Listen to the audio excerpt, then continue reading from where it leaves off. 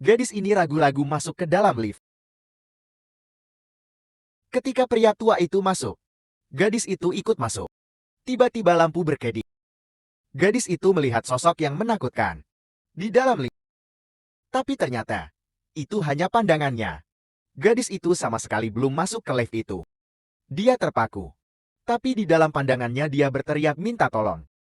Ketika wajah yang menyeramkan itu mendekat, gadis itu jatuh pingsan. Keesokannya gadis itu datang kepada pemburu hantu. Sang pemburu hantu menyangka dia pembunuhnya. Tapi ternyata gadis itu adalah tetangganya. Dia selalu salah kamar ketika dia mabuk. Sang pemburu hantu mulai mencari tahu tentang arwah gadis itu. Dari CCTV pemburu hantu itu melihat ada yang berbeda. Sang penjahat ternyata merubah targetnya saat gadis yang meninggal itu masuk ke dalam lift. Sang pemburu hantu datang ke tempat. Mayat sang gadis ditemukan. Dia mulai memanggil arwah sang gadis. Arwah gadis itu datang.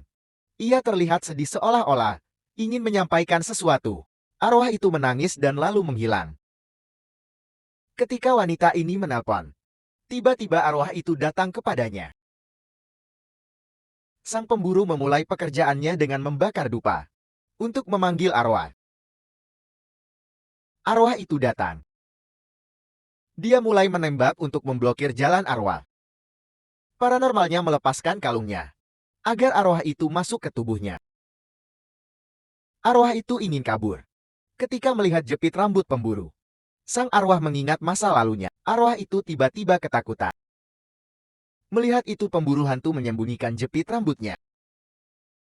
Menutup mata sang arwah agar tidak melihatnya menusuk jantungnya. Ketika hendak menusuk tiba-tiba detektif datang. Paranormal yang kerasukan itu melarikan diri. Saat sendiri gadis ini merasa ada seseorang yang datang. Saat dia melihat seorang pria sedang menatapnya dan menjatuhkannya. Tiba-tiba paranormal yang kerasukan datang dan menghajar sang penjahat. Memukul, menjatuhkan, dan mencekiknya. Arwah itu menanyakan alasan Dim dibunuh. Sang pemburu datang dan menjatuhkan paranormal yang kerasukan. Ketika hendak menusuk jantungnya, detektif datang dan menodongkan pistol. Ingatan sang arwah masuk ke pemburu. Sang arwah melihat gadis itu diikuti. Dia berniat membantu dan ikut kembali masuk ke dalam lift.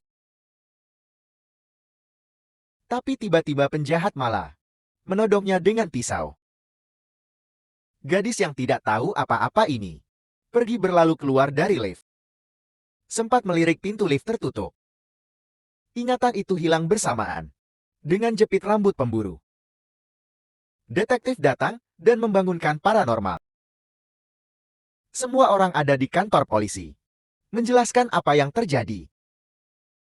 Gadis itu ketakutan. Dia hanya duduk menjauh. Manajer pemburu hantu datang dan menenangkan sang gadis. Akhirnya sang gadis mengatakan bahwa pria itu adalah pembunuhnya. Sang pria marah karena tidak ada bukti.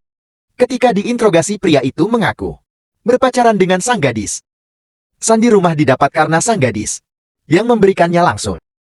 Ternyata dia pria menikah yang bekerja di restoran yang sering didatangi gadis itu. Di tempat terpisah pemburu hantu dan paranormalnya diperiksa.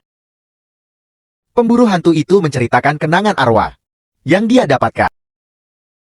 Bagaimana gadis itu berusaha untuk menyelamatkan diri dari penjahat yang tanpa ampun menyakitinya. Hingga bahu penjahat itu mengalami cedera. Bahkan sang pemburu dapat menggambar senjata pada pembunuhan itu. Saat keluar, gadis itu tiba-tiba takut pada pria. Tidak lama, tersangka itu pun ikut keluar. Karena tidak ada bukti atas pembunuhan itu.